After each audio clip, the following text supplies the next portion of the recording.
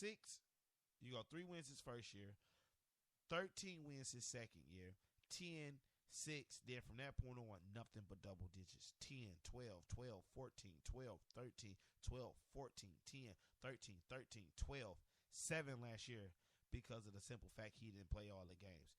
Do you want to look at touchdowns from that point on? 26 as a rookie, 26 the following year. He was not a fluke. 33, 26, 27, 29, 49, 48, 31, 31, 27, 33, 37, 55. Where was that 55 at? Yes, that 55 was with Denver. After he was told he could not play no more. After the injury. After he went to a whole new system. 55 touchdowns. The man hit his career high in touchdowns well into his what? That would be 2013. He came in 98. You fuckers do the math. He went for 55 that year. 39. Yes, I know Peyton Manning had 9 touchdowns to 17 interceptions last year. Very much he should have been done. But you take away last year, this guy was ungodly his whole career. Ungodly, bro. You can say what you want to say. We just lost a legend in fantasy football, and we just lost a legend in regular football. We lost the best quarterback most of you guys will ever see. You will not see a quarterback of his dynamics ever again. So be thankful that you were graced with his presence. Stop being a hater. Stop mocking him and saying, well, he sucked this, that. Hey, you witnessed greatness. I remember the Tampa Bay game on Monday Night Football when he was with the Colts. And I just remember going like, they lost. Peyton Manning single-handedly brought that team back and destroyed the Buccaneers. I mean, Peyton Manning is the reason throughout the 90s and the early 2000s, the Colts even had fans. Peyton Manning is the reason that the Broncos became relevant again. Outside of the Tim Tebow situation, you didn't care about Denver. I mean, a lot of people didn't even give Bebe the consideration that he deserved. If you don't know who Bebe is, that's Demaryius Thomas. I mean, the same thing if you go on a fantasy perspective, not this past season, but a season ago when Emmanuel Sanders came over from Pittsburgh, I had Emmanuel Sanders rated as the number 4 wide receiver in all of fantasy football, and people thought I was crazy. And I'm like, hey, he's going with Peyton. You know, this guy made Austin Collie a legit number 2 fantasy wideout, a legit stud at wideout. So what makes you think he can't do the same with the guy with speeds and great hands of Emmanuel Sanders? Hell, Julius Thomas is sitting fat right now because of Peyton Manning. Julius Thomas was sitting on that team from whatever part of Portland State he went to, not catching balls. Till Peyton Manning got there and got that boy a huge contract. So Peyton, I want to thank you personally for all the great years of memories of on the field and all the great defeats and victories you gave me in fantasy. I remember 2 years ago when you went on that tear, we had a young lady with you as the quarterback, and she just blew through the regular season. It was nothing you can do. Peyton just was coming out, lights out. I mean, that year I had Sanders and Julius, but hey, Peyton just lit the sky up. And that's what he did. I mean, he did it with Marvin Harrison and Reggie Wayne. He did it with Demaryius Thomas.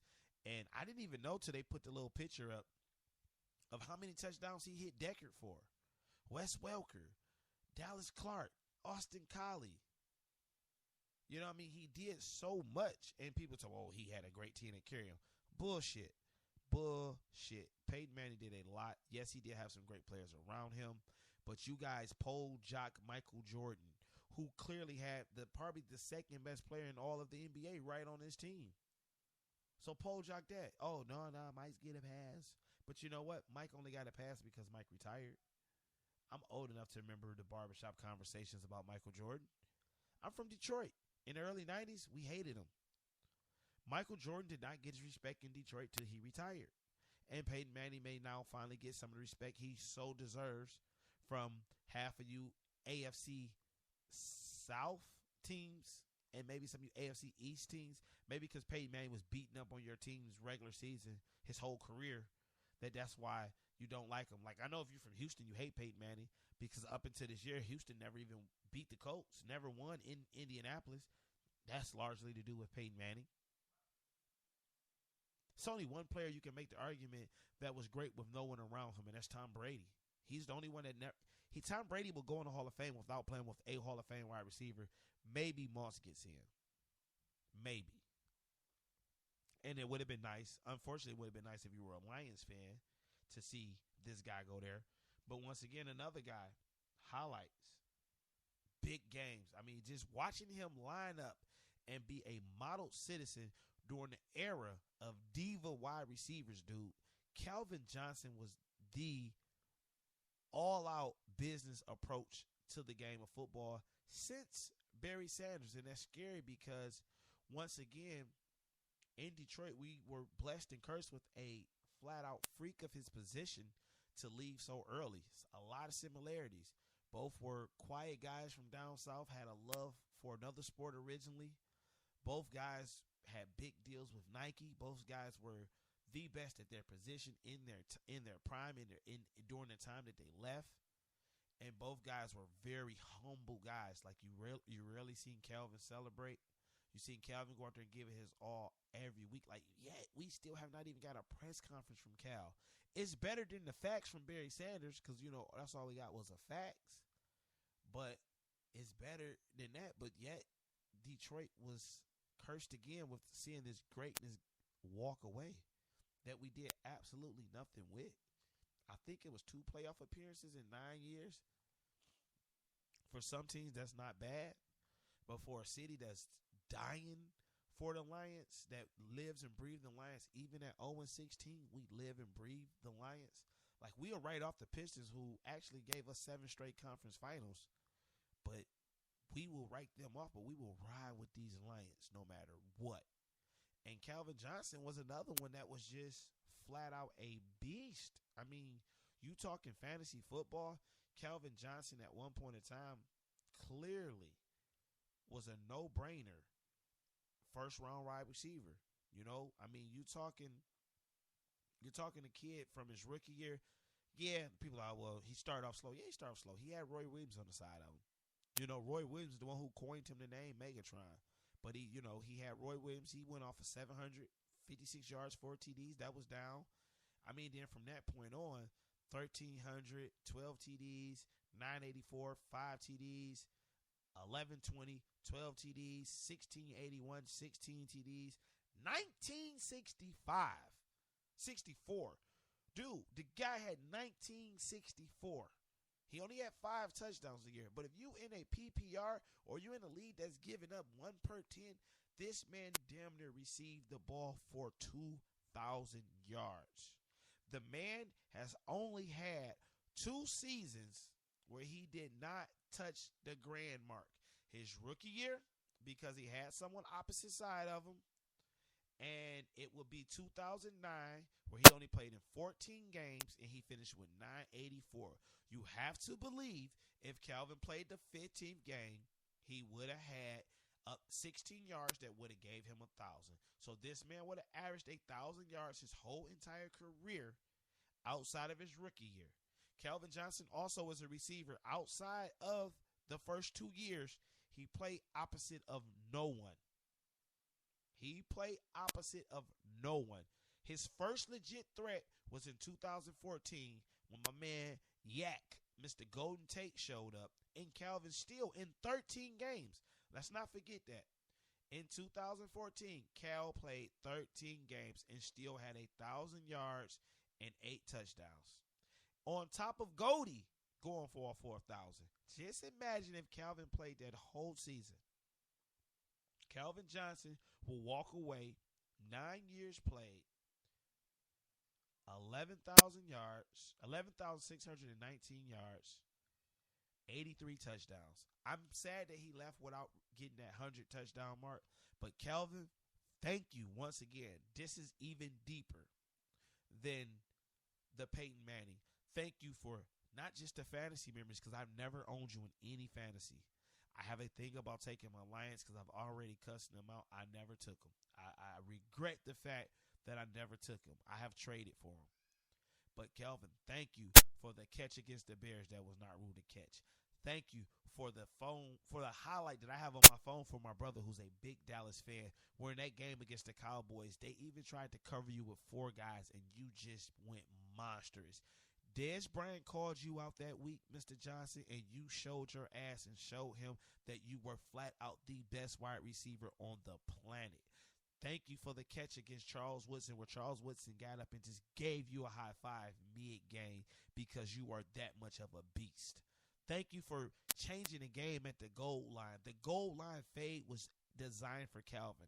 Everybody on the fucking field knew where the ball was going when it was four for third and four from the 3 yard line. Calvin ran the goal line fade to the T. You knew where it was going. You could not outrun him. You could not outjump him. Thank you for all of those memories, Mr. Johnson, and thank you for destroying other people fantasy teams, including mine. We thank you so much for your memories here in Detroit and all through fantasy football, Mr. Johnson. You did your thing. Now, that's the sad part, man. We lose some greats, but it's also time to kick it into gear of this coming forward NFL season, and it is now the free agent frenzy, and we have some moves that already been made. First off, let's start off. If you're a Philadelphia Eagle fan, I'm sorry for you. You guys have just been taking it up the you know what for the last two, maybe 4 seasons. You guys traded away Shady, who I believe is a franchise running back, for Kiko Alonso, who you just traded away. You guys signed Maxwell, and just traded him away. You guys signed DeMarco Murray, who was the hottest free agent of last year, and he's gone. It is rough to be an Eagles fan right now. I have no direction. You guys have no direction, and I'm at the point where I will no longer even speak of you guys till they get it together because it's painful because I have Philadelphia fans, and I have a lot of them. Some of my fans that listen are directly from the great state of Pennsylvania. My Uncle Kiva he wants to be from Pennsylvania. Don't know why. Dude, you're from Detroit. Stay with us. But speaking of DeMarco Murray going to Tennessee, now I said this last year about a particular team. Same division, actually. I remember saying, if you don't speak of the Jacksonville Jaguars in fantasy football, then you're not talking football, right? We're at the point again where if you watched last year, Jacksonville totally destroyed fantasy football. You had 2 top 10 wide receivers, one in top 5, one number 6. So they both could have been in the top 5. You had a second tier quarterback. If you waited late and got him as your quarterback, he easily could have took you to your championship with no problem, with none whatsoever. So you have all that going, and yet, people still slept on them. This year, I think with the addition of DeMarco Murray going to Tennessee, that may be a sleeper team to look at. You guys don't shy away from looking at that situation. Mariota showed us in spurts where it was boom or bust. When he boomed, you raked it in. Especially if you had played FanDuel or DraftKings, you ranked it in certain weeks. He had a good receiving core. He got Kendall Wright. If DGB gets it together, if Darrell Green Beckham finds a way to get it together, the guy's a flat-out freak. Delaney Walker is on that second tier of great tight ends. I mean, unfortunately, Gronk is the best, and he's right there. He's a far right there, but he's there. You got some weapons there, and I bet you add a run game to kind of cope with all that. Tennessee might be a team to look out for. Key free agent signing. Right now, it's rumored that Mario Williams is going to Miami. Shout out to your boy, Mr. Dav, 1024, on Pay Me No Mind with my brother Woods. I called that out last week. I say that will be a good fit. Just imagine Cameron Wake, one side, Mario Williams, opposite side, and Dominican Sue, middle. You already got Brent Grimes at corner on the one side. You just traded for Byron Maxwell. So now you got two bookend corners, two bookend pass rush, something to clog the middle. When healthy, all you guys argue, oh, when healthy.